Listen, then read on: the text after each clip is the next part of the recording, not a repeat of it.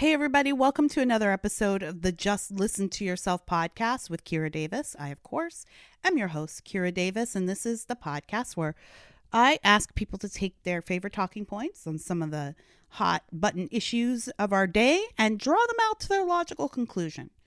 Because I think that when we take the time to listen to ourselves, we're not always saying what we think we're saying. Before we get started, I wanted to thank I thank all of you, but also especially one listener who took the time to write to me last week when I was admitting that I was struggling with all of this quarantine stuff. And I still am. I really still am, just to be totally honest with you. But I'm hanging in there. Like I haven't reached bottom yet. I have an amazing husband who he's just the best. And he gets on my nerves because he doesn't always do things the way I want him to do, which I guess is what we call marriage.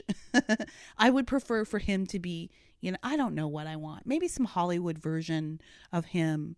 Like, it takes a while.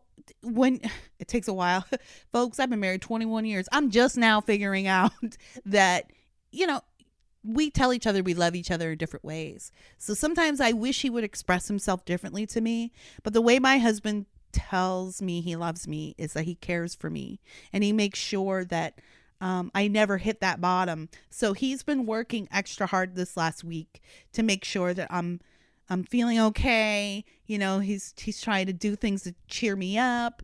Last night, he brought me up some water when I was laying in bed watching TV, and that sounds little and dumb, but there are many days when you and I would not walk up the stairs to give our spouse a glass of water. Like, nah, you got 2 feet and a heartbeat. Go get your own water. But he knew I was feeling kind of in the doldrums, having the doldrums. And so when I complained that I was thirsty over a text, he was like, okay. And he brought me some water. So I'm very blessed to have the support system I have. So I'm doing okay. But Rebecca took the time last week to sit down to her computer and write me this lovely note of encouragement. She says, "Hi, Kira. I finished your latest JLTY episode and I wanted to send you a virtual hug. I'm sorry to hear you're having a tough time emotionally during the quarantine. I have a history of depression and anxiety myself, so I get it. I love your show, and it always brightens my day to hear your voice. So hang in there, sister. In Christ, Rebecca from Central Florida." Rebecca, I can't thank you enough for your note. It really made a difference to me. And I don't mean to sound flip about that, or I don't mean for that to sound cliche. It really did brighten my day. So thank you so much for taking the time to sit down and just pump out a few words of encouragement. I'm a stranger. If that made a difference to me, if it made that much difference to me, then all of y'all, imagine what you reaching out to the people you love would mean. So maybe today, after you've listened to this, drop someone a note, leave a voicemail for someone, shoot a text, or dare I say, call them with your voice on the phone. But I think we underestimate the power of our encouragement for other people. In fact, that was one of the first and most valuable lessons I ever learned as a student in college when I was an acting student 140 years ago. First day of college, my professor, Karen, said, yes, Karen is not a Karen, but she is Karen. And first day, she said, first lesson of acting. If you have something nice to say about someone, say it.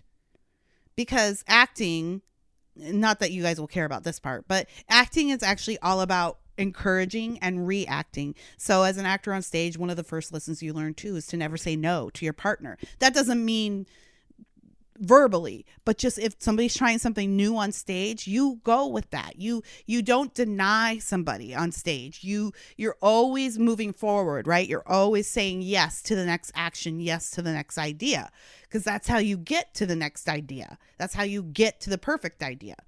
So encouragement is a form of that. It's learning how to not say no to people through your silence. And so I've always carried that with me. And so even if it's a small thing, like if I see a stranger in the airport and I like their shoes, I like your shoes. You never know when you're making a difference in someone's day. There might be someone who comes by, and maybe the place where you work, and they come by every day to get a cup of coffee, and they smile at you, and that's it. You have no other conversation, but you like their smile. Maybe one day you stop and you tell them, I like your smile. It may think of the little things that people have told you that have made such a difference in your day. I feel like such a badass when someone compliments me on a piece of clothing that I really like. I'm like, oh, thank you. It makes me feel good. And then I'll walk around with a little extra pep in my step for the rest of the day because I feel like, hey, I made the right decision. I'm pretty hot. So always tell people your encouragement. Don't hold on to that. Don't hold on to it. There's no point in it. Even the people that you think will get big heads over it. Go ahead and take that chance. I'm glad Rebecca took her chance. It really meant a lot to me, Rebecca. Thank you. I think it's a good lead into what we're doing today, because today I'm talking about welfare versus charity and what that means and where I stand on it, which is better. I feel like if you've been listening to this show long enough, you already know where I stand on this. So let's not beat around the bush. Welfare versus charity, which is better? What should we be doing more of? Well, let's define the two first. Welfare we'll define as any public assistance that comes from the government. So food stamps, Medicaid, Medicare, even Social Security, stuff like that. Just anything that's provided by the government to people who aren't working.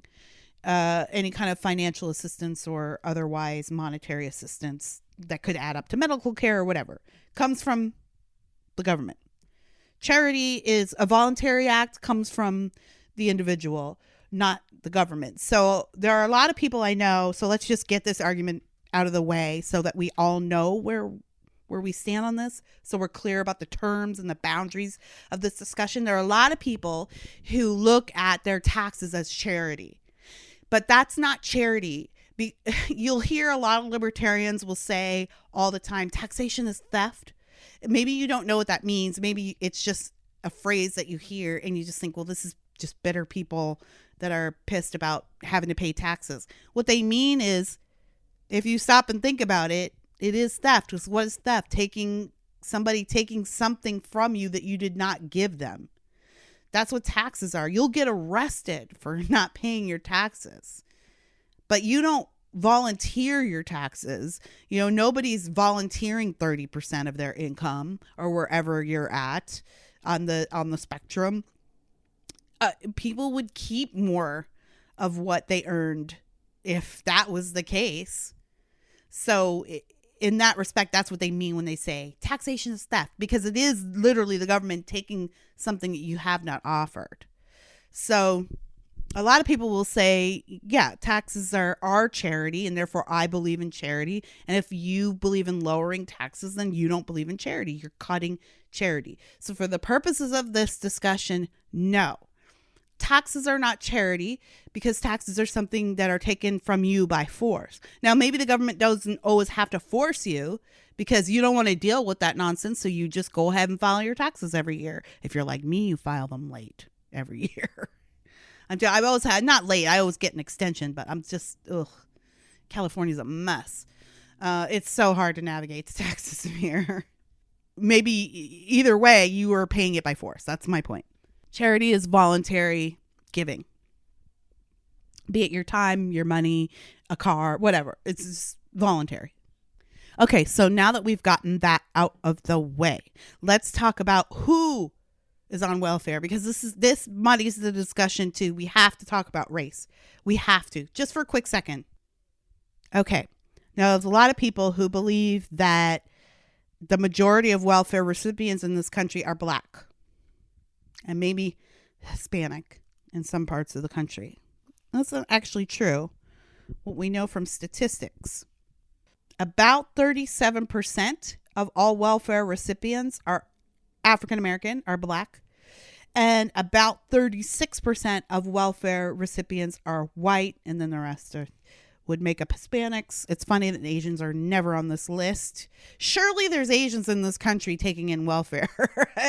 Is there? I don't know. If we lived in more curious times, someone would do some research. I just don't know that that's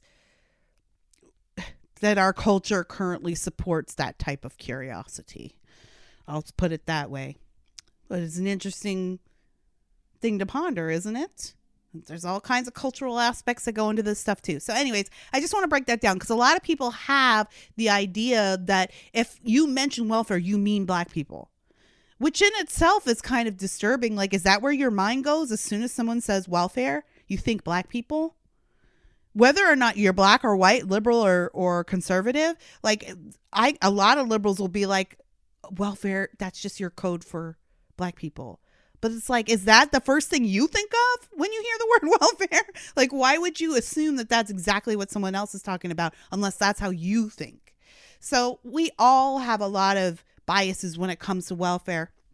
Now, there are some people out there who might be like, well, Kira, if I go into the black community, if I go into any black community, which in this country at this point in our history, it's going to be urban based, maybe the inner city, what we call the hood, what I call the hood, it might look like that. If I go, mostly it's going to be poor. It's going to be it's going to be high crime, low education, low opportunities.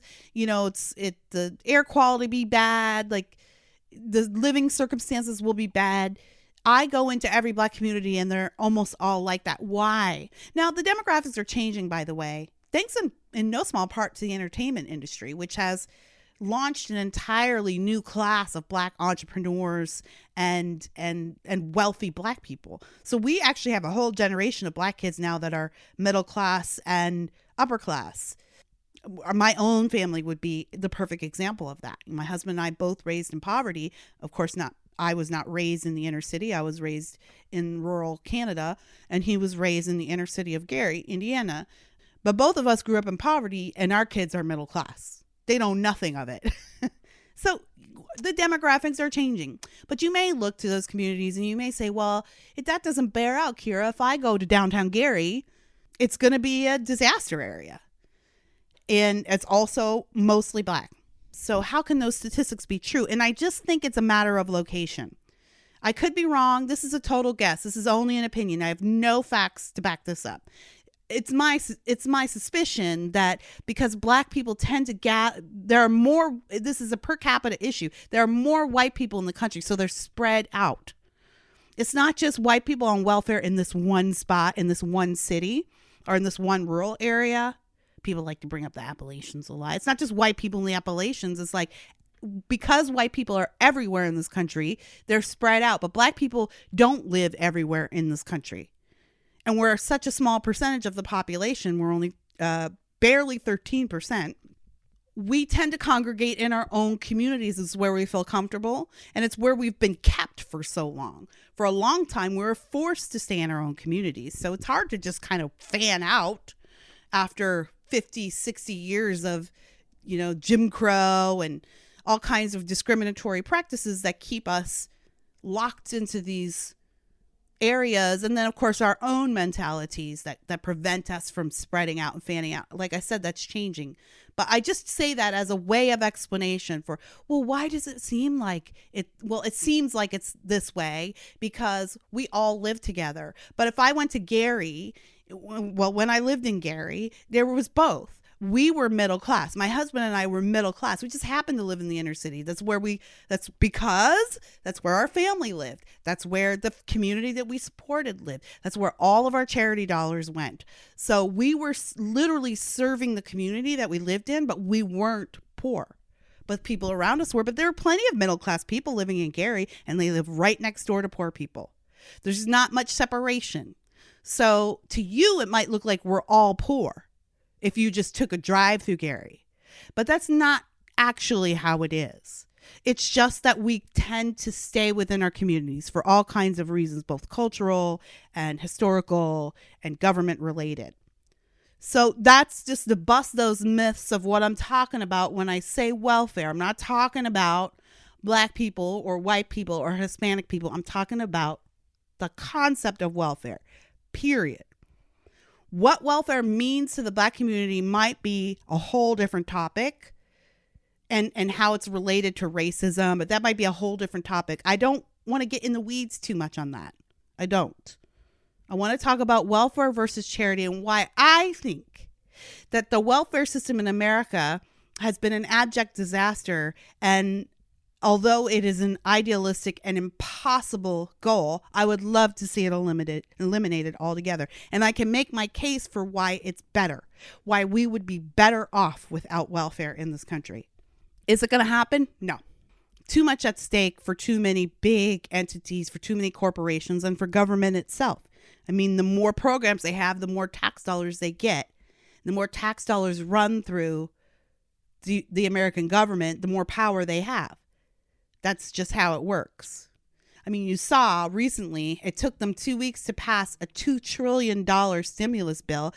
They have so much money flowing through the halls of government in Washington, D.C., that they actually took 2 weeks to debate whether or not you can get a mere $1,200 of your own money back to help you through the economy that they closed. So they have so much money running through there that they don't have a concept of how you and I live. And that's just any of us. By the way, if you think that you could go to government and be perfectly principled and to keep hold of all of the values that you think, all your principles, everything that you think is important, if you think you're above those people there, you are not. In fact, you're the most dangerous kind of American, because you don't see how easily we can all become corrupted. Everybody has a price. Everybody has a price. So I don't mean to be suggesting that there's some kind of category of people in the government that are just made up of selfish people. I believe the government is made up of a lot of good people who had good intentions, but almost no man is qualified to resist the temptations of unlimited money and unlimited power. Such a person hardly exists. So I think that welfare has actually had a negative effect on the American economy and particularly on impoverished communities. I believe that it removes incentives. So let me take on some of the arguments that I think you may be making right now. Kira, there are people in this nation who simply cannot provide for themselves. Now, it may be a matter of injustice as you see it. It may be a matter of disability. It may be a matter of some kind of physical barrier. Maybe the economy is completely shut down. Like that's what happened in Gary. The steel mills were open and for business and everyone was prosperous and everyone worked. Everyone had a job at the steel mills. And then the steel mills closed and you left a lot of people in the lurch without a steady income. So there are a lot of people who need things, and it's the government's job to provide for people. So to that, I would say it's actually not the government's job to provide for people. If you read your Constitution, there's a very narrow list of what the government is able and supposed to do for the people. So they're supposed to provide for the national defense. A lot of people, I've already said this on the show, I'll say it again, it bears repeating. A lot of people think that this idea of the pursuit of happiness means the government's supposed to make it so you can be happy, and that's not what that means. It just means you're free to pursue happiness. The pursuit, you're chasing it. You're free to chase it. It's not the government's job to provide it for you or even to make it easy for you to find it. So that's not a good argument for giving people things from our government. It's funny because a lot of people will say, well, look at how much money the government spends on military versus what they spend on welfare. Well, there's nothing in the Constitution that is enumerated that would allow that makes it legal for the government to spend on welfare. It's actually illegal for the government to be spending this much money on welfare. We do it. It's part of our society now. That's just the way it is. I don't have any solution to it, but it's actually unconstitutional. In fact, the only things that are laid out in the Constitution that the government is actually supposed to provide is national defense and, funny enough, the United States Post Office, which I despise because it's a money sucker. But they have to run like a business, but they're a poorly managed business. And so it burns my hide that we have to give them so much money every year, but they don't ever have to fix their models. But that's government, right? You never have to fix what's wrong because you don't pay the consequences of something when you do something wrong. In your business, if you don't serve the customers properly and you mismanage your funds, your business closes or you lose customers. But in government business, there's no such thing as failure. So you never get to learn from failure. You just keep getting paid to fail. That's what's happening with the United States Post Office. But however, that is in the Constitution that we are supposed to fund them. What is not in the Constitution is that when times get hard, we're supposed to be taking the tax dollars of other people and providing whatever, healthcare or food. I don't mean to sound cruel. I'm just like laying out the case. Just let me make this case. I'm not saying we should leave people to suffer. I'm just making the case for why it's not the government that should be, quote, helping people. So there, you may be saying, what do you do with the people who need the help, who can't work, and who really can't work, who need the help? Why shouldn't the government help those people? Okay, there's a number of reasons why I think that it is less of an advantage for society for the government to do all of these things.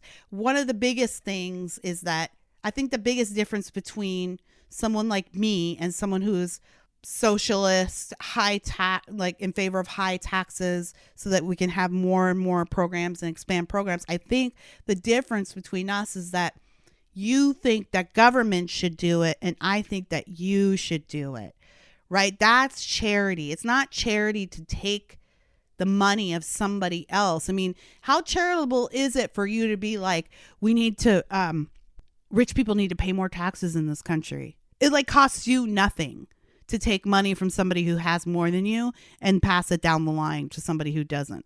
That costs you nothing. All you have to do is say words, but you have not given anything. You're just advocating for other people to give. What we call that hypocrisy, right? In other parts of our society. So I don't think of it as charity to take from somebody else and give to take from somebody else and give that away as you see fit. Not even how that person see fit, as you see fit, where you think the charity goes.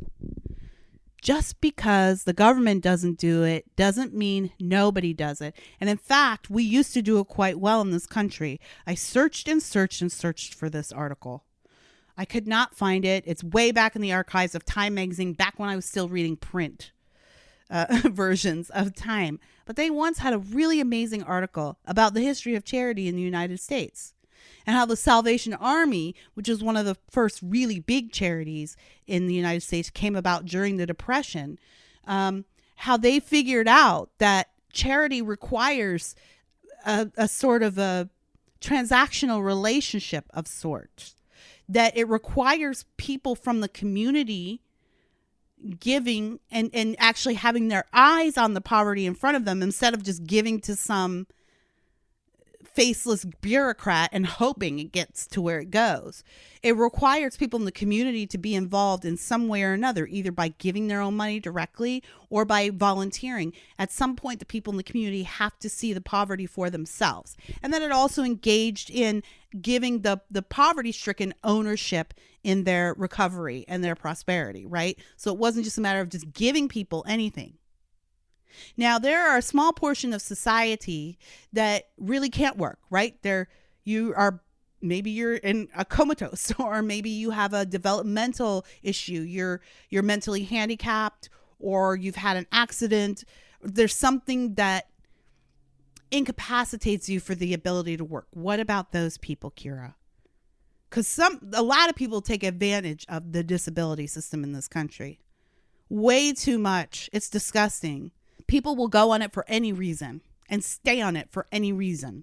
And you know it, and I know it. Y'all have people in your family that do it, that get disability, and they do all kinds of stuff. They could be out working a minimum wage job. They could be out finding something, but they choose the disability. So let's not pretend that disability is just made up of people who have had a bad lot in life. There's a lot of people gaming the disability system. But there are some people who are on it who genuinely cannot work. They genuinely cannot work. They were injured at work or they have as I laid out before, they're incapacitated in some way. And they do need help, and they can't participate in their own, quote, prosperity or recovery. They genuinely have nothing to, quote, give. They can only take. What about those people, Kira? Shouldn't we be supporting those people? Absolutely. You should be supporting those people, not the government. You should. And by the way, I think it's very important. A very important part of charity is to recognize that it isn't just about giving. It isn't. You might look at somebody and say that person can't offer society anything. They can't speak. They can't feed themselves. They can't get their own glass of water. They certainly can't work. And they really absorb a lot of resources. Community, government, time-wise, they just take up a lot of resources. They don't contribute anything, but we're required to contribute to them. Well, I think that attitude flies in the face of what charity is, which is another reason why I don't think government should be involved in this, because the problem is that government treats people like numbers. It has to. It's too big to do otherwise. It can't individualize care. You can only be a statistic. You can only be a faceless statistic. So it's easy to look at some, but let's take Terry Schiavo. A lot of you might remember the Terry Schiavo case. She was declared brain dead. She was a woman, I think, in Florida, declared brain dead. Her husband was trying to remarry, and she was on life support, which was just food. She was breathing on her own, but she had to be fed through a tube. And she just basically was a vegetable to the extent that we would consider such a thing. And he wanted to take away her feeding tube. And it was a big court case. It was a huge deal at the time because a lot of people were saying, yeah, but she can breathe on her own. Like, she just needs help to eat. And yeah, she might be brain dead. We're not sure what all is going on in there, but you can't starve a woman to death, which actually she ended up just dehydrating to death, which is horrible. It's horrifying to think about, brain dead or not. Horrifying to think about, because he won the case and she dehydrated to death, which is a terrible and painful death. We wouldn't even let a dog suffer that death. But we let her suffer the death because we deemed her as not having anything to contribute to society. And so therefore she was just a drain on society. She was a drain on her husband, on their finances. She was a drain on the public health system. She was just a drain. And I remember talking to my father-in-law, my beloved father-in-law at the time. And I was still a liberal at this time. I was very liberal in my thinking. And I was kind of thinking like, well, what use does she serve? But when I realized that, oh, they're not taking her off. Like, I'm thinking life support is breathing, oh, she's got a tube down her throat and she can't breathe without. No, they were taking her food tube away. She was breathing and existing without that help. She just needed help to eat and drink. So when I found that out, I remember telling him, this disturbs me. I don't know that this is the right thing. And I remember saying, I could understand if she couldn't even breathe on her own, that we would just like let her die. And my father-in-law said something. It was one of those moments that kind of shifts things a little for you. And he said, Kira, we look at charity as what it can do for other people, but we never take a look at what it does for us and what God wants to teach us. We might look at someone like a Terry Schiavo as useless. And therefore all of our actions towards that person are generous and magnanimous, right? It's above and beyond, because really she has nothing to give back. But that's not true. Even the people that we deem, quote, useless in this society have something to teach us about ourselves. What about what Terry Schiavo needed to teach us? What about what God wanted to show us through the care of the Terry Schivos of the world? Through the care of the people who are genuinely downtrodden and cannot do any work and cannot, quote, contribute to society. What is it that God wants to teach us about how we serve the least among us? You don't get to see that and participate in that if you're schlepping your duty off onto a government. Now, does that mean you got to go find every Terry Schiavo in the world and like serve them forever? No, you get in where you fit in. You get in where you fit in. That's the other thing. We're not all meant to work with the Special Olympics. We're not all meant to be tutors. We're not all meant to work on the streets of Calcutta. But we're all meant to, maybe you pay your neighbor's phone bill. She's a single mom. She's struggling. You know she needs that cell phone. She's doing job interviews, or everyone needs a phone. I mean, I guess, do we need a phone? No, but in modern society, if you like to be a responsible parent, you have a phone. Maybe it looks like you paying their bill, bringing them something to eat. And now you're saying, well, Kira, that doesn't mean I can't take her to the hospital. How can I take her to the hospital and pay her medical bills? Those are the big things. Government's got to cover those big things. Well, do they? What would happen if government didn't cover the big things? Let's ask ourselves that. Because what was happening before we had Medicare and Medicaid and unemployment benefits? What was happening before? Were people just collapsing in the street of poverty? No, I mean, people were hungry. People were suffering. Absolutely. But what was happening was those needs were being provided by the community in some way. One of the reasons why we don't have a lot of charities serving in the areas of providing big ticket healthcare items is because the government does it. It's not like there's no one out there that wants to do it, but the government is doing it, and they're taking so much money to do it that those dollars aren't getting to the charitable organizations. If government doesn't do something, that doesn't mean no one else will do it.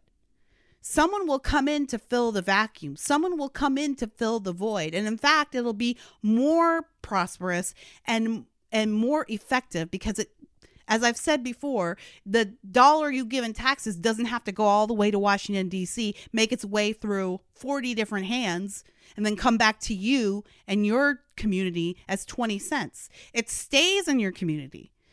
And then the organizations in your community can figure out where the help goes and to who. And everyone has more money to give. Imagine how much more generous do you think you would be? And maybe the answer is nothing. Maybe the answer is nothing. How much more generous would you be to the people around you if you kept half of what goes in taxes? Just half. So their half goes to the government, but just half of what gets taken out of your paycheck every week for taxes. What would you do with that extra money? Some of you would just keep it, which is another reason why so many of you are in favor of government welfare, because you are selfish, because you don't think you would do it unless somebody forced you to do it. So some of you are culpable in all of this. You're projecting. You're projecting how you would treat charity onto all of the rest of us. But the truth is, Americans particularly are very generous. We're the most generous population on earth. Actually, there are statistics to back that up. It's not that hard to find. And, well, I won't go state to state and tell you. I will tell you that a lot of people have some very stereotypical ideas about who is generous and who isn't in this country. So I would just do some research on that. I don't want to get too political, but I think that by asking government to do for people what can be done by the people themselves, it not only robs our community of dollars that could be doing way more effective charity work and could cover all the gaps. We don't need the federal government to cover all the gaps. We could do that ourselves, community to community. So not only would it leave more money in our own communities to go directly to the charities we know would help people, but it would also invite us to participate in the act of serving our neighbors, in the act of serving each other, to not turn a blind eye. To me, I find it disgusting. I find it's a liberal attitude. All right, I'll just throw that out there. I find the liberal attitude of let's throw more money at the problem, I find it abhorrent. Let's put that out there. I find it disgusting. It tells me that you're not willing to put in the work yourself. It tells me that you don't want to see those unwashed masses. You don't want to wade in. You don't have the time. You don't have the energy. You don't have the desire. Schlep that duty off onto somebody else. Just take my money, and then you can help those people. And I never have to participate in the pain of my own community. And I'm sorry, but that is not what a community is. We are invited to walk in each other's suffering. We are invited to do that. We should be doing that every day. We should do it with our families. I get that you hate your family, and Thanksgiving dinners are awful because your uncle voted for Hillary and your aunt voted for Trump, and it's just a mess. And you hate them because they're bigoted in this way or another way, or they're too liberal and all they do is spout SJW talking points. I get it. Your family's awful. But they're your first line of charity. That's your first line of charity, is your family.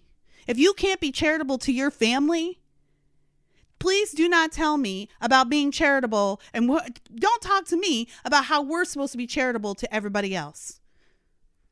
Don't talk to me about how I'm supposed to be paying even more taxes because I'm not charitable enough. Just because that sounds good to you, but you won't even start with your own family. You are invited to participate in charity with your own family. That means walking with them in their suffering. And you know what suffering does, by the way? It can make people angry, and it can make people bitter, and it can make people say things that they wouldn't otherwise say, or act in different ways that can be offensive and hurtful to you. But if you won't even take the time to understand their suffering and understand what makes them that way, why should I take any advice from you on how we help people? I absolutely believe that if the federal government did not do these things, that the communities would step up. They do already. And we have incentives for that, right? We have the charitable deduction, which was instituted because there is ample evidence and irrefutable proof that charities do the work of the government when it comes to charitable work better. They have better outcomes. Private charities that deal with prisoners who come out and are trying to reintegrate into society have a lower recidivism rate than government programs. And that's why government will even support religious charities for ex-prisoners, for ex-cons. Government will even support religious charities because the recidivism rate is high, no matter what. Like it's high. But even religious programs have a lower recidivism rate. I remember George Bush saying something like this. He was adding to the deductions, charitable deductions or something during his presidency. A lot of people were giving him holy hell for it, of course. And but that was one of the things he was saying. He was like, I just want to do what's effective. And when I look at the numbers, I see that private charities are figuring out how to keep prisoners from re-entering the system at a better rate than the government's doing. So why wouldn't we do what works? If the whole point is helping people and they're helping people, let's do that. Government gridlocks the help. So I know you're saying, well, Kira, what about big ticket items? Look, if you're poor and you have cancer and you need treatment, you're just going to have to hope that there's a charity out there to help you. But there is a charity out there to help you. There are charities out there to help. They already exist. Imagine how many more there would be if people could direct their own tax dollars that were being taken exactly to those organizations. That's what's amazing about charity and how we all have these different experiences. They propel us to participate in different ways of charity. So my experience was I didn't have a lot of mentors. I didn't have any male role models in my life. And so when I got older, I was driven to support organizations that mentored young people and that provided these interactions with different types of people, men, women, different education sets. I knew how important that was because that's important to me. My friend unfortunately lost her husband to a lung disease recently. And one of the things that helped her get through this almost year-long process of him being in and out of the hospital and having surgery and everything that led up to the tragic end was having an apartment to stay in near the hospital. There's a small charity run by a couple. And that's what they do. They collect money and then they rent apartments close to the hospital so you can stay, have a place to go back and forth. You can shower, get a good meal, but not have to be too far from your loved one. And they survive because there are many people who deal with this thing. And when they go through the process and they realize how important it was to stay near their family member at the time, they donate to that process. Maybe the difference I'm talking about here is the difference between how much faith you have in your government and how much faith you have in the American people, the people in your own community. And I trust the American people more than I trust the government. And I don't care how stupid you think the American people is. I think the stupidest thing would be to just completely trust the government. I want to read to you this thing I saw. It's from a Nobel Prize winning economist, Ronald Coase. And it's a conjecture of why so many government programs seem counterproductive or ineffective. This is what he observed. An important reason may be that the government at the present time is so large that it has reached a stage of negative marginal productivity, which means that any additional function it takes on will probably result in more harm than good. So if a federal program were established to give financial assistance to Boy Scouts to enable them to help old ladies cross busy intersections, we could be sure that not all the money would go to the Boy Scouts, that some of those they helped would be neither old nor ladies, that part of the program would be devoted to preventing old ladies from crossing busy intersections, and that many of them would be killed because they would now cross at places where, unsupervised, they were at least permitted to cross. You see, the government creates more problems than it solves. And I know it's so hard to wrap your mind around it because government provides so much these days. We can't imagine what would happen to the healthcare system if government just pulled out. It's beyond our imagination. But it's because we don't trust our fellow Americans. I would submit to you that it's projection. I do. I think it's projection. Anybody that's worked in charity knows that this country is filled with hundreds of thousands of small and big charity, with millions of volunteers, with people who want to help, who want to be used, and who are already doing the work and could do much more with more money and do it directly. The faceless bureaucrat in Washington, D.C. does not know what your little town in Missouri, in southern Missouri, needs. They do not know the old woman whose husband passed away 10 years ago, who has no one to mow her lawn and who really is fairly independent, but all she could use is someone to go buy her groceries once a week or drive her to her doctor's appointment once a week. The government doesn't know that person. He doesn't know her. They don't know her. That faceless bureaucrat does not know how much of that help she needs. You do. So I think that this is why, let me put it this way.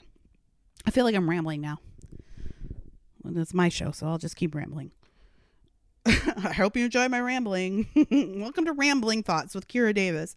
This is why the war on poverty has never ended, and why it never will, and why it's been about as successful as the war on drugs. Because government cannot shrink. It can only get bigger.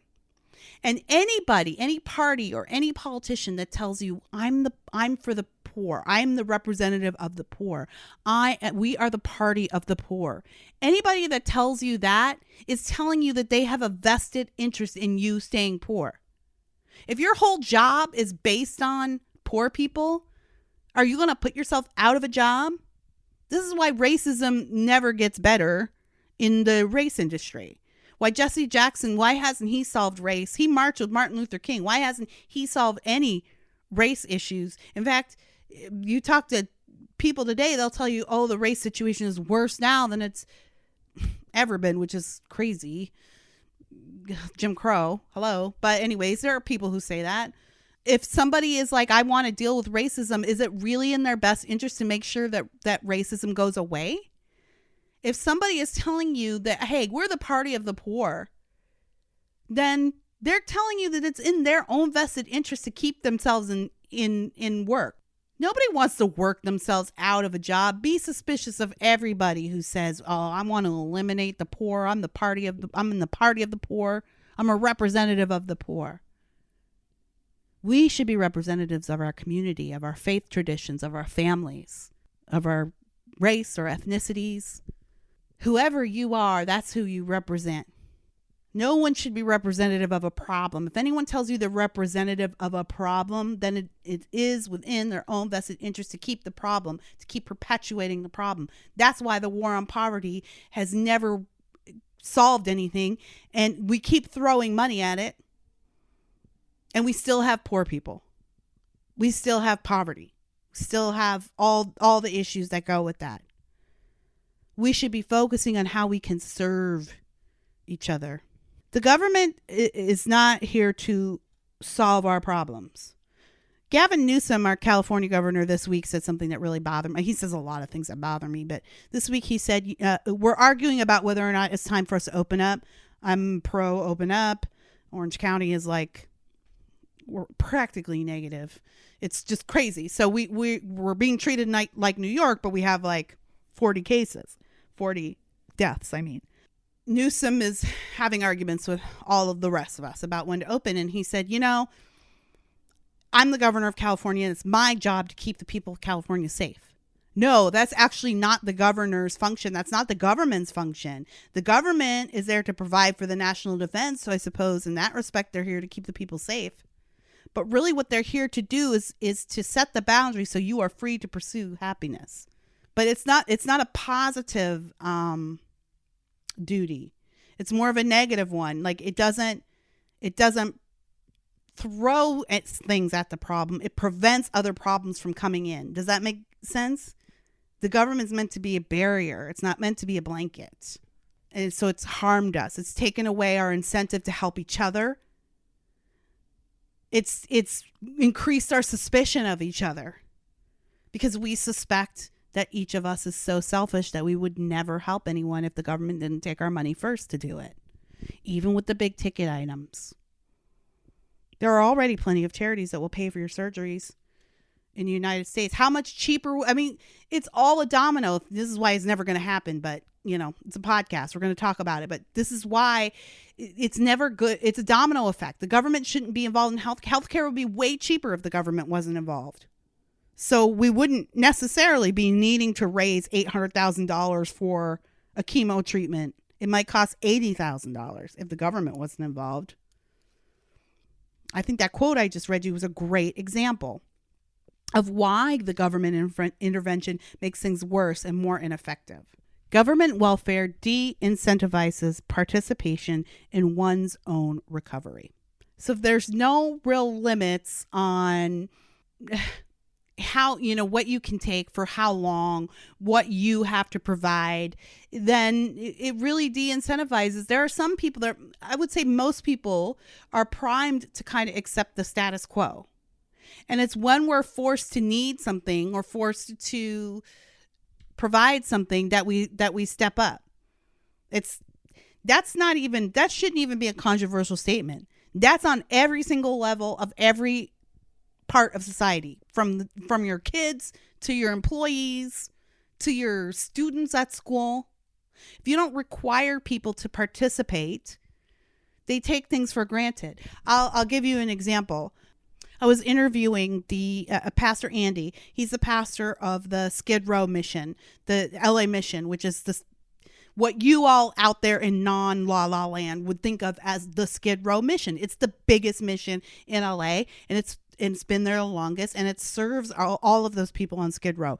All of those images you see, that's downtown LA.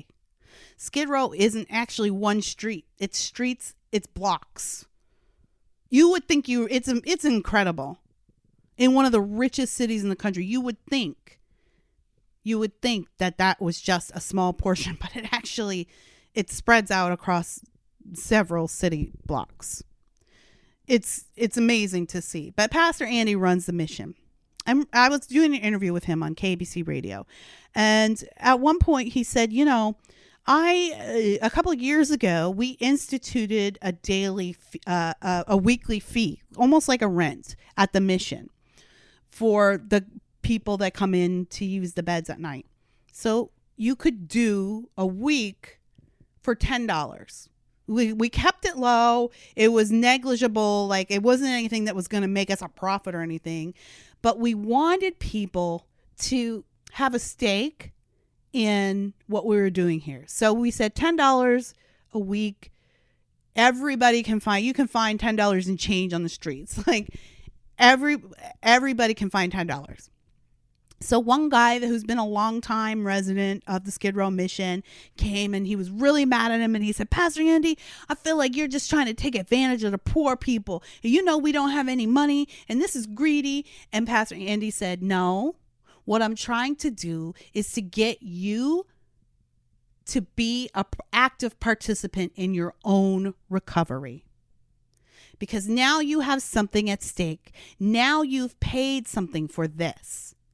Now you know that there's a value to it. And that's the thing that just blanket welfare robs people of the value of participating in their own prosperity and recovery. That's why I can remember Chris Rock. Remember when Chris Rock had the HBO show? He was the first of the celebrity, kind of like celebrity comedian nighttime hosts. I mean, you had the traditional talk show circuit, of course, like Letterman and Carson and all that. But HBO started this thing where they would kind of have that edgy celebrity late night talk show. And that was Chris Rock. He broke that ground. A lot of people don't ever think about Chris Rock's show these days. But it was groundbreaking. It was amazing.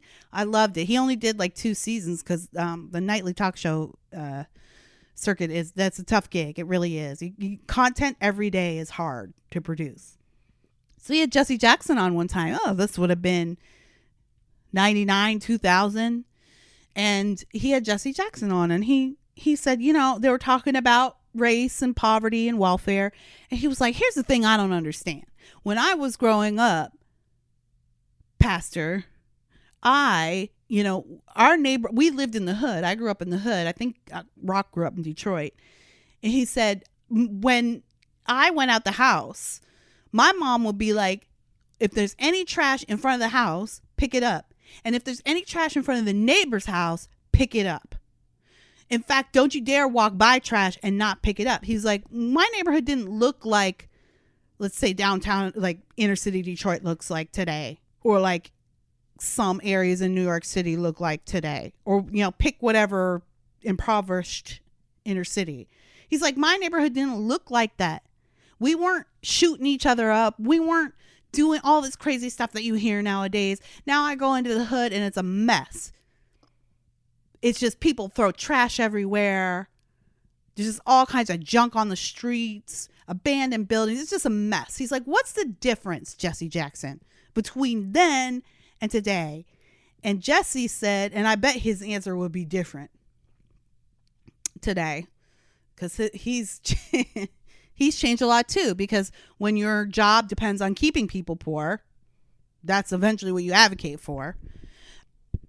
But he said something that really resonated with me at the time. He said, because Chris, your mom and you had ownership in what was happening in your community. And a lot of people in Black inner city struggling communities now don't own anything. They don't have ownership. It's really about value. And because we have been so dependent on welfare for so long as a community, as a tight-knit community, that we have lost sight of the value of things. So when I lived in Gary, my neighbor had Section 8 housing. I think she paid $50 a month for a house. Now, it was in the middle of the hood, but, you know, it was a house. And she paid almost nothing for that house. And she also didn't do anything for that house. In fact, I used to watch her and her friends. They'd hang out outside. Someone would pull out a tissue, blow their nose, and they would just throw it in the front yard. It's not that they're idiots. I mean, I know what they did. Like, that's an idiot thing to do. But I don't generally look at every person as a complete moron and idiot. I don't. I think most people are not. But they had no ownership in making that house look or feel like a home. Now, right directly next door, our house, I have flowers in the front yard. The lawn's always mowed. The paint's always kept up. Like, those were things that came out of our own pocket, obviously, you know, when we didn't have a landlord or anything, but we did it because, like, that was our house. We were paying money for this. We were paying a mortgage. Well, we actually weren't paying a mortgage for that first house. We actually bought that first house outright. What was really? It was 700 square feet. Don't get too excited. In Gary, that's worth $12,000. So I don't get too excited. It wasn't worth very much, but it was ours. And so that's what Jesse Jackson was saying. Is like the difference in having ownership in what goes on around you. I used to think when I first started doing charity work, I was like, my vision was to start a charity where we would give people houses in Gary, like where we would just buy up the cheap property and then we would restore it. We'd have people volunteer to restore it. We would just give it to people. And my father-in-law would be like, you can't just give people things like that. They have to have some kind of ownership in it. And I used to think that was such a prejudicial view of human nature. You know, I used to think like, why do you have to require people to give something? That's petty. That's mean. No, what he was saying is they need ownership. When we schlep our duty off, when we push our duty off onto the government, we rob people of having ownership of their own communities, of their own recoveries, of their own prosperity, individually and community-wise. We've robbed people of ownership, particularly, in my opinion, in the Black community. And so it makes it harder to pull people out of poverty when they have no ownership in the apparatus to do so. But what happens is human nature, you can't ignore human nature. We're all this way. Almost all of us are this way. If we don't have to provide for ourselves, we won't. There's something about the necessity that facilitates satisfaction and happiness. I said it last week, I think. How C.S. Lewis realized that joy was not actually the feeling, but it was the pursuit, and how it changed how he looks at everything. And it's like, that's why people who are so rich and wealthy and have all this success, that's why they're such miserable people.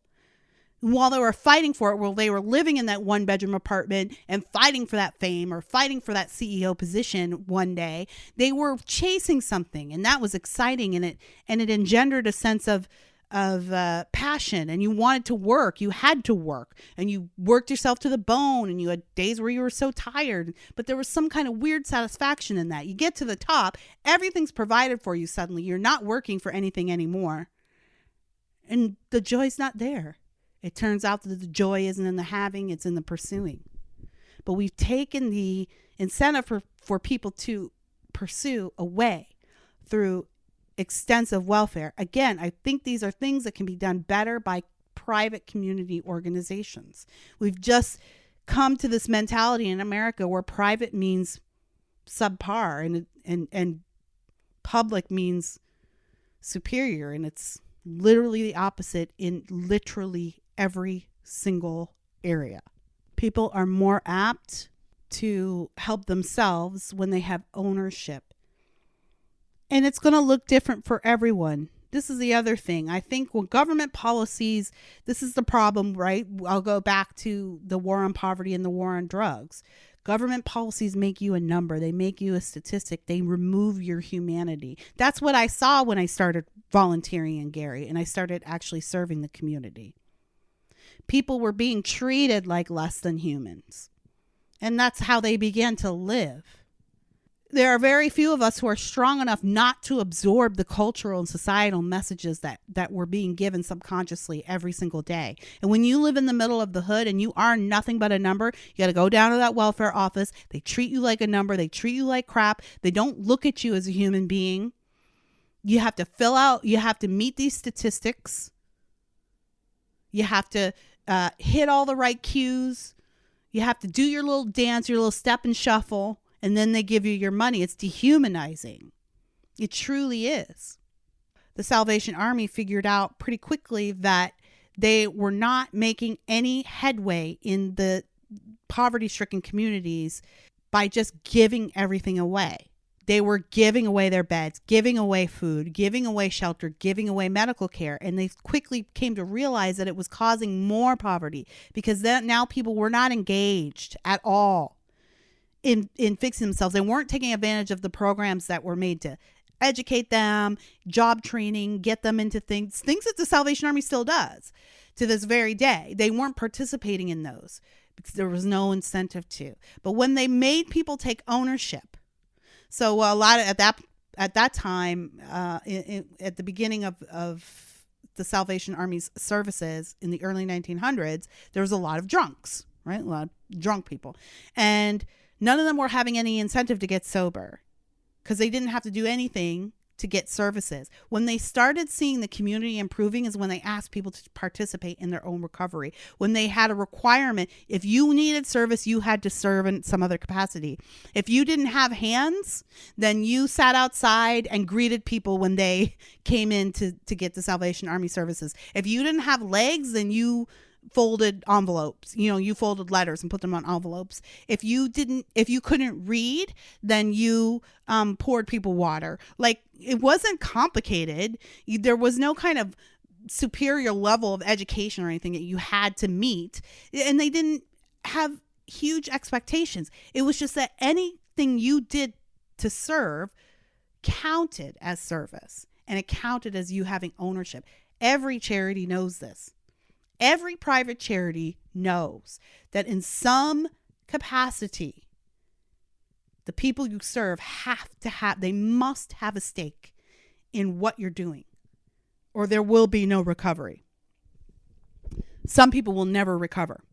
Jesus said the poor will always be with us. That is true. That's the other thing I don't like. The idea that government should be doing this thing is closely tied to this idea that we could possibly have some kind of utopia if we could just have enough money flowing through the system. And that is absolutely ignorant of human nature and human history. That is not how it will work, ever. There's no such thing. We cannot rid ourselves of poverty. Should we pretend poverty doesn't exist and just go, oh, well? No, that's not what we're called to do either, particularly in the Christian faith. Now, as we wrap up this podcast, I'd like to take this opportunity to talk to some of you out there who right now are saying Jesus was a socialist.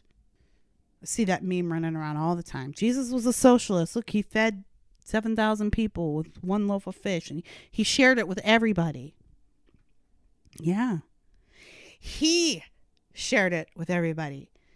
He took the loaf of bread and made it and turned it into a miracle and made it into hundreds of loaves of bread.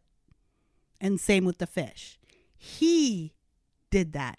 What he didn't do was turn to Peter or James or John or whoever else and say, yeah, did you guys go fishing today? I know you're hungry, but I'm going to take 80% of your fish and just give it to these people, but I'm going to take credit for it. I'm going to feed these people with your fish and your bread, but it's going to be no one's ever going to see the work you put in. I'm just going to give, these people need it more than you do. That's not what he did. He did the work himself. Now, he was the Messiah, so I don't know how hard it was for him to, miraculously divide the loaves. I have no idea the amount of energy that goes into that. But we all are, in that way, somebody's miracle.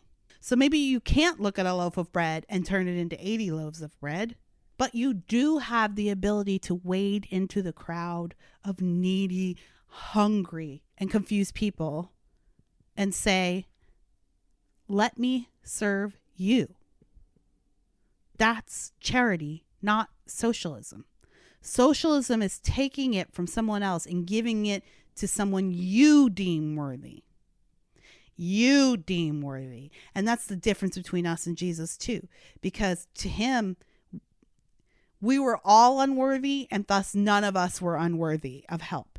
We were all worthy of his help because we're all unworthy.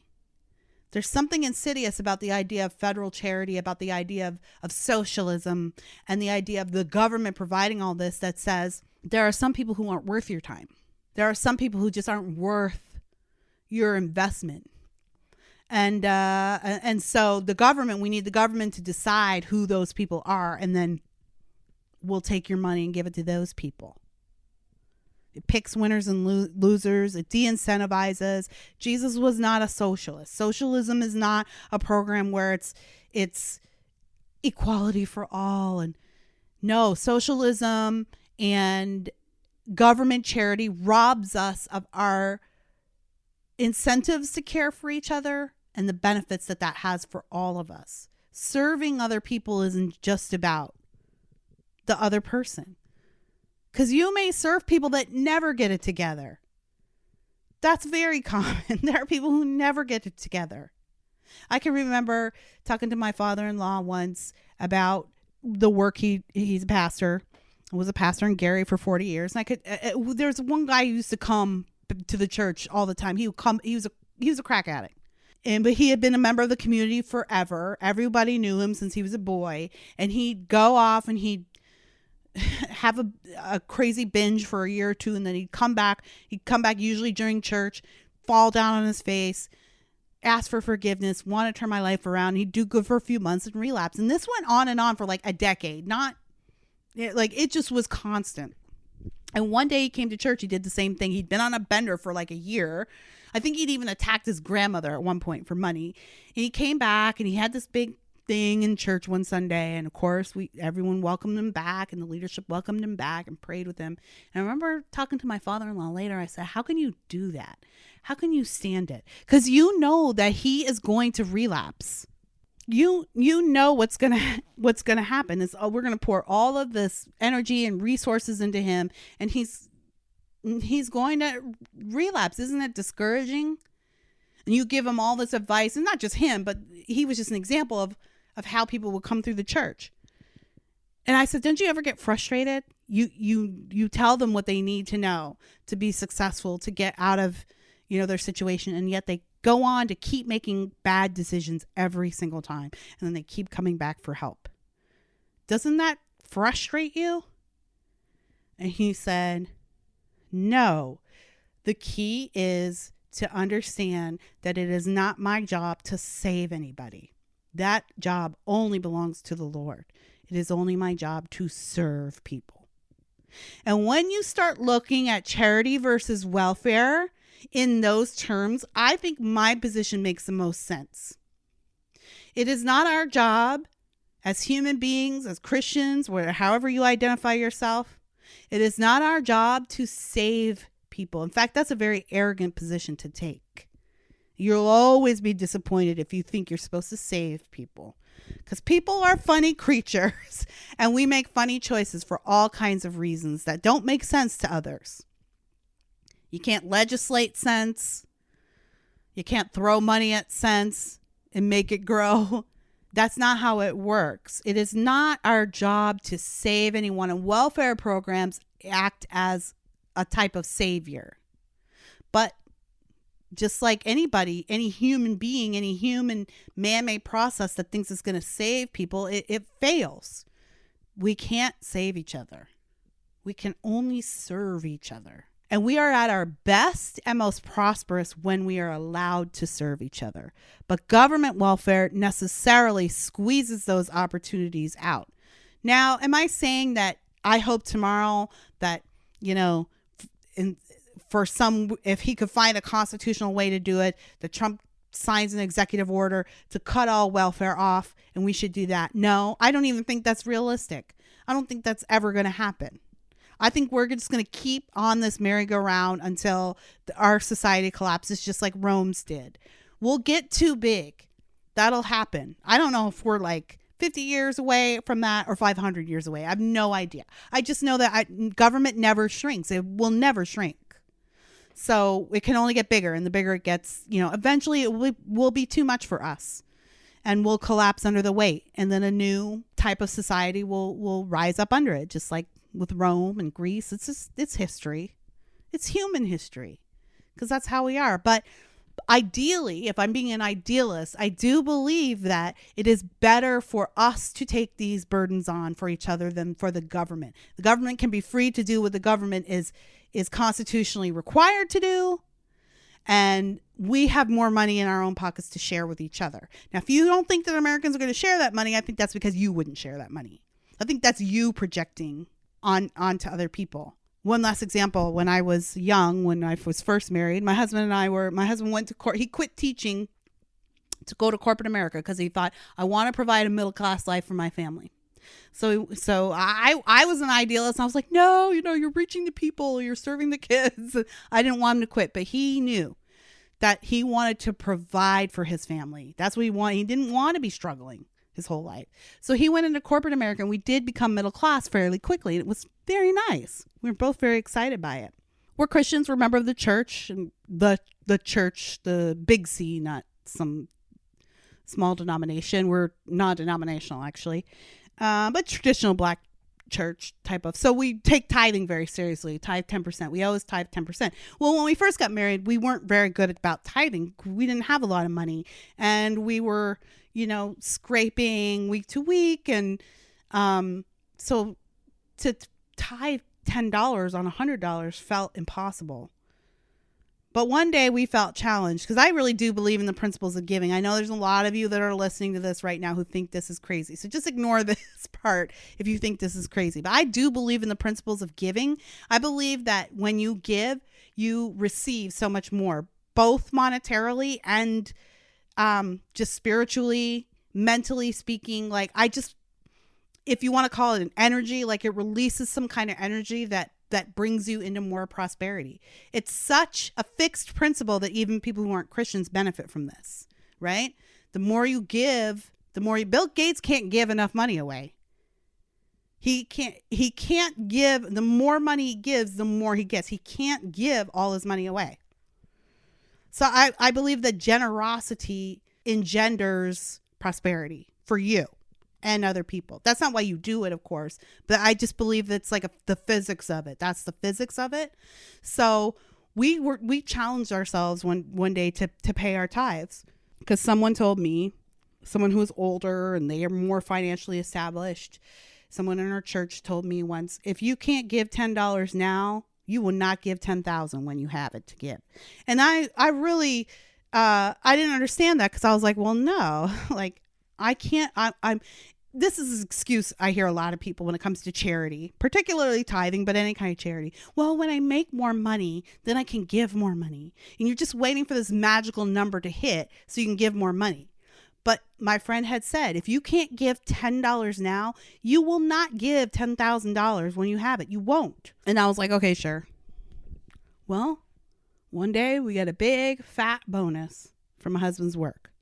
And it was the most money we'd ever seen. In fact, it's still, I think, to date, the most money we've ever seen at one time. It was some big deal that went through. It resulted in this once in a lifetime bonus. And we had, I think, after taxes, that was hurtful too. It was like half of it gone in taxes. That was my first introduction to the reality. You scrape your way up to the top. You scrape your way out of poverty. You get to middle class and you get all this money. And they're like, oh, sorry, we're taking half of it. Because you don't deserve it. It does sting. I'm not going to lie. So I think it was $80,000. I think it was $80,000 after taxes that we got to take home. And we, again, never had seen that much money at one time. And so we did responsible things with it. We put some of it in retirement. We gave some of it away to some friends and family. And then it came time to tithe. And the tithe on $80,000 is $8,000. And while $80,000 was a nice sum of money, it's not that much in the scheme of things. Like, once we put half of it in retirement, and then we paid, a few phone bills for people, paid a bit of rent here and there, helped some people out, fixed up the car. We went on a trip. We went on a really nice trip. That's one thing we did for ourselves. It wasn't that much, so I'm looking at this $8,000 check and I'm like, gulp. My husband and I are like, and suddenly we started scheming. Suddenly we started thinking about all the other things we could do with $8,000. Well, you know what? We could go ahead and get that new car, and then we could drive the youth group kids around. We got the bigger truck. We could drive them to more events, and that's better, right? You know what? We could go ahead and put this addition on the house. Then we could have more people over, and then we'd be more hospitable. And wouldn't God want that? It was so hard to give that $8,000 to the church. My friend was absolutely right. And we eventually gave it. And you know why we gave it? Out of obedience and nothing more. We didn't want to. We did not want to. But we had lived with the principles of giving and charity for so long, it was almost impossible for us not to. It's like when you're used to exercising every morning and then you can't exercise one morning. It doesn't feel right. So no matter how much we tried to keep it, it didn't feel right. And we tithed it. Now, for our little inner city church, it was a huge amount. I mean, that's like a couple months heating bills there. Like, it was a big deal. And for us, in the end, I can't say that it was the wrong thing to do. Did we ever get rich? Not necessarily, but now we live in one of the wealthiest counties in all of the nation, and we have wonderful opportunities for our kids. We have had the opportunities to be homeowners. We're not homeowners anymore. We've owned cars we never thought we'd own. We've gone on trips we never thought we'd go on. Our kids have had opportunities we never thought that they would have.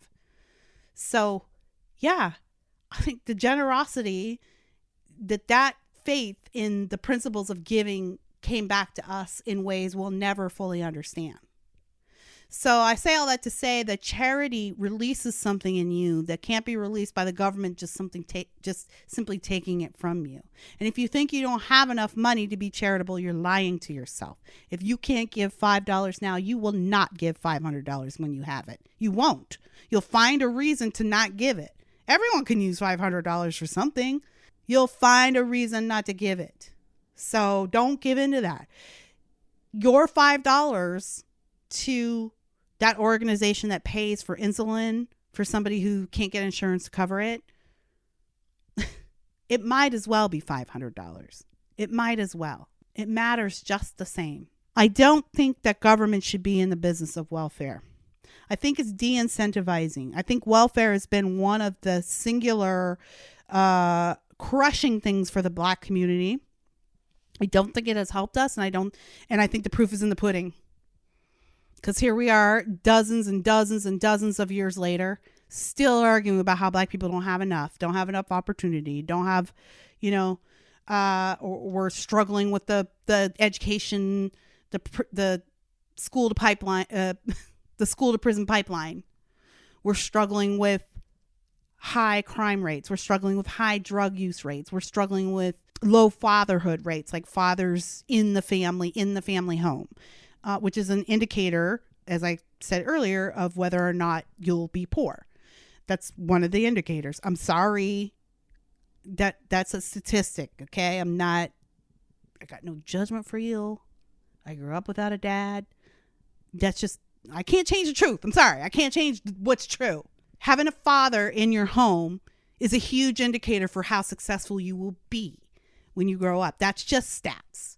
So I believe that welfare has done more harm for us than good. And I think, especially in the Black community, if we were more free to use our money to help each other rather than to have it taken from us, sent to a distant white person far away in Washington, D.C., and then come back to us with stipulations, all kinds of stipulations on how it can be used, I think that's hurt the Black community. One of the biggest boons, one of the biggest and most important entities in the Black community is the church. But government programs can't support faith-based institutions anymore. So we're already disadvantaging ourselves by depending on the government to do these things. So I think it's been a disaster. I think it's been a failed experiment. The war on poverty is a failed experiment. I don't believe in welfare anymore. Maybe like unemployment, because you pay into that when you're employed. Like, if anything, like, the stimulus isn't welfare. That's your money. You've already paid your taxes. The government's running on your money. They're giving it back to you. So don't thank them. They're not doing you a favor. It's your money. So that's not welfare. That's not what I mean when I say welfare. And it's not welfare to get unemployment while you're in between jobs, because you've paid into that. Do you understand what I mean? But I think for the most part, we'd be better off without welfare. Are we ever going to get there? No. But I do think that anything that you can do for your community is best done by you and not the government. Have I belabored this point long enough? I believe I have. So I'm going to wrap it up here. I want to thank everybody for listening, and I encourage you guys to hang in there. I don't want to get too coronavirus-y here because I'm sick of all this. If I see one more damn coronavirus commercial on TV, I'm going to stab myself in the eye. I hope you guys are doing well. You can reach out to me and tell me what you think of this episode, what points you'd like to make if you think I'm totally on the wrong track. hit me up at kiradavis422 at gmail. That's Kira Davis, the numbers 4 and 2 and 2 at gmail.com. Reach out to me on Twitter at realkiradavis. And as always, if you're listening, whatever platform you're listening on, if you could give me a rating and a review, it helps so much with the search results. It helps kind of get me out of that conservative ghetto. And I don't, they classify you with certain shows. And because I'm a conservative commentator in my career life, I often get grouped with those people, but I don't, I'm not Candace Owens, y'all. I'd like to get, push her further down in the search results when people are looking for me. Not because I have any personal feelings toward Candace. She seems like a lovely person, but because that's not the audience I'm going for. I'm going for some like she's preaching to the choir, but I'm going for people who are more curious and who want to have a discussion about things and maybe try to think about things differently. So, and to each their own. Everyone has their niche. Everyone's got their audience. I'm not insulting that in any way. It's just that's not the audience I want. So you're my audience. You guys are the ones that I love talking to. So your ratings and review help me meet other people like you in the podcast space. So I appreciate that. I appreciate you listening. God bless you guys. Take care. Take care of each other. Don't wait for someone else to do it. And don't think because you don't have $1 bajillion to do something that what you do doesn't matter. It absolutely matters. It is probably the thing that matters the most. So even if it is giving your neighbor a quarter, a hug, or a box of cereal, your service is valued, and important. All right, take care until we talk again. Don't forget, every once in a while, just stop and listen to yourself.